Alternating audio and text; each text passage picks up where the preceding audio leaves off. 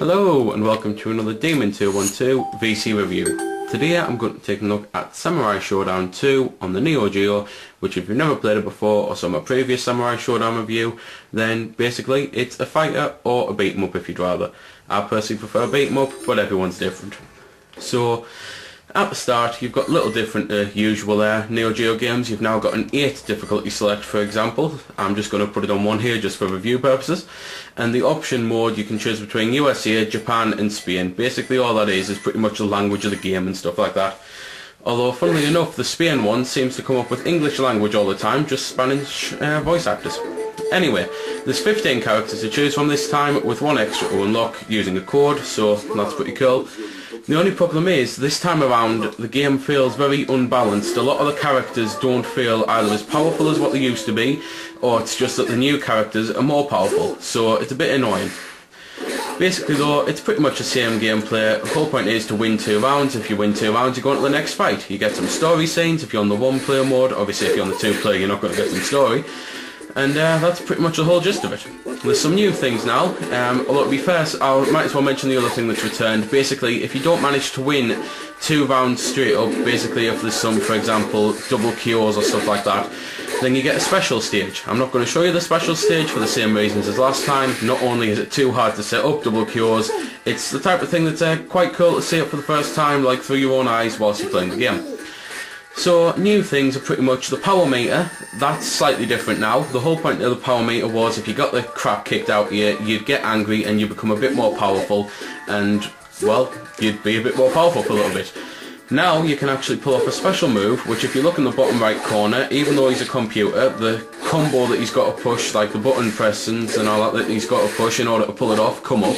And basically, if you manage to pull that off and your opponent doesn't block it, then it knocks the weapon off them straight away. Last time, obviously, the only way to really knock the weapon out of them was to wheel on them for ages. Now you can just do that move. It's one of those new things which I don't particularly like, because it seems a little cheap, because I mean, why should any move, I don't care if you're supposed to be angry and more powerful at all, it's just why should any move be able to do that? Just a little cheap, but as I say, everyone's different, so it might be the type of thing that you're looking at before. There's also a few other things which basically I need to start the next round off. I just need to try and skip the story. As you might have actually noticed there, while that was just one of the story scenes, the guy with the bag is back. Basically he chucks things during the fight, whether it be food and stuff like that, and if you collect the food it actually increases your health. Like, well, it doesn't increase your health bar, but if you've lost health it'll replenish it. But anyway, some of the other new stuff are things like you can now run, you can dash out the way. I'm just trying to run now, but unfortunately setting this up against the computer. But things like that, you can do wall jumps a hell of a lot easier now, like it's a lot more sensitive. I'm pretty sure you could do wall jumps before, if not then that's something new. And either way, it's all these things that I don't particularly like about it. Because sometimes your opponent can just spend the entire match crouching, and when they crouch it's harder to hit them. When you jump at them and try to attack them, you pretty much can't because they're crouched, and they end up managing to either hit you with a counter or manage to grab you or something, and again it just cheapens it. The running and the wall jumping, because it's like the type of thing that you're going to accidentally at some point double tap forward trying to pull off a move, you can end up running into an attack through no fault of your own really. And the wall jump, the amount of times I try to set up moves in the air, because on the likes of Street Fighter I can actually jump as Ryu or Ken, land and do a fireball, and on this you try and do it, you do a wall jump and you end up jumping in the way of another attack. So it's just a few things that I don't like about the game at all. Personally I think the first one was much better, especially as this one, like, well, as I say, not only does it change all the loads of things, and personally I think that for the bad, it doesn't fix the slowdown problem that the last one had. As you can see there, some attacks still give stupid amounts of slowdown, and compared to the amount of damage they take, it's the type of thing you'd be thinking, well, there shouldn't be that much slowdown for that much damage, it should be less. But anyway, that's pretty much the whole gist of the game. It's, as I say, it's pretty much identical to the last one, gameplay wise. Like, being a fighter, you've got special moves, you've got characters, like some are fast, some are slow, but you've got these new things. So I'm going to start this next match off, just shut up and let you have a little listen to the music, which is the same as the last one, is pretty themed. It's all like Oriental Japanese stuff. So I'll just pretty much shut up now. Although to be fair, as there's no music, I might as well mention the graphics. Graphically, as you can see, they've upgraded things a bit. The backgrounds look better. The foreground items when they're on the screen, I haven't had a stage with one yet, unfortunately.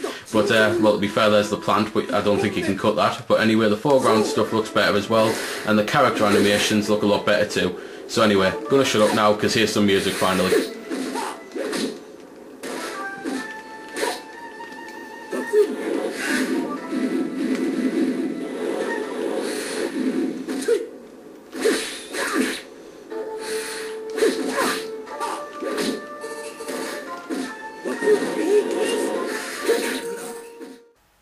So there we go then. That's been the review. I hope you found it helpful.